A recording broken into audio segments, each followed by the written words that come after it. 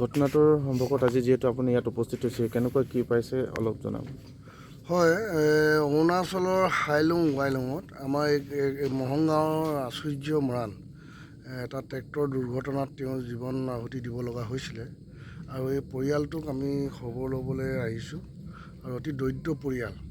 আৰু এই দৰিদ্ৰ পৰিয়ালটিৰ দ্বিতীয় পুত্ৰই তাত কাম কৰিবলৈ গৈছিলে আচুৰ্য মৰাণ।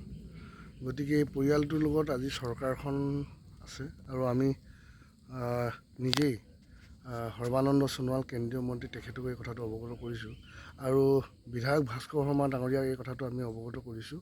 আৰু বিধায়ক ভাস্কৰ শৰ্মা ডাঙৰীয়াই এই গোটেই বিষয়টো তেওঁ মুখ্যমন্ত্ৰী কাৰ্যালয়ত যোগাযোগ কৰি আছে।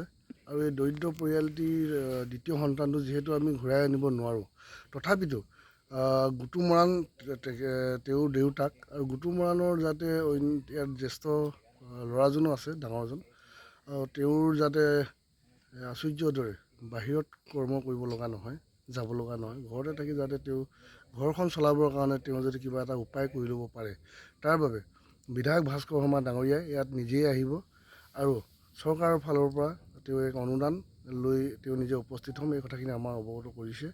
গতিকে মই এই পৰিয়ালটোকো মাত এষাৰ দিবলৈ মই আহিলোঁ আৰু মই গতিকে এই সময়ত পৰিয়ালটিক দুখৰ আমি সমভাগী হৈছোঁ আৰু ভগৱানে তেওঁলোকক শক্তি দিয়ক, সাহস দিয়ক আৰু আচুৰ্য মৰাণৰ আত্মাই যাতে চিৰ শান্তি লাভ কৰক, আমি এইখিনিকে ভগৱানৰ ওচৰত প্ৰাৰ্থনা কৰিছোঁ। হয়, নমস্কাৰ। মই গুটু মৰাণ। মই এই মহং গাঁওখন বাসিন্দাৰ এজন সাধাৰণ এই দুখীয়া দৰিদ্ৰ ৰেখাতলৰ ব্যক্তি।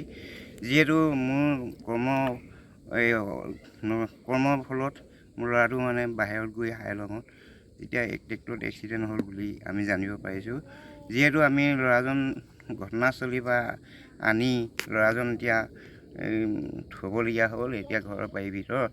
যিহেতু তেওঁ আৰু মোৰ এই দেউতাক হৈ এতিয়া চিনাকি পৰিচয় দিবলৈ বিচাৰিছোঁ। এয়া যিহেতু মোৰ ঘৰখনত মই বিশেষ পঠিয়াব নোৱাৰা কাৰ্যটো মোৰ বিশেষ আৰ্থিক অৱস্থা বেয়া আছে, সেয়েহে আপোনালোকৰ ওচৰত মই ক্ষমা মাৰ্জনা কৰিছোঁ ল'ৰাটোৰ বাবে। ধন্যবাদ। চৰকাৰক কি আহ্বান কৰিব আপুনি? চৰকাৰে মোৰ যাতে মোৰ ঘৰখন, এই দুখীয়া ঘৰখন যেনি কিবা এটা চাই দিয়ে আৰু মোৰ যাতে এই ল'ৰাজনো এতিয়া মোৰ বুকুৰ পৰা আঁতৰাবলৈ মন নাই যোৱা। সেয়েহে টকা পইচাৰ অভাৱ হ'লেতো আৰু কষ্ট হ'লে কিনে ল'ৰাজন আৰু ছাইটত কাম কৰিব যাবই লাগিব।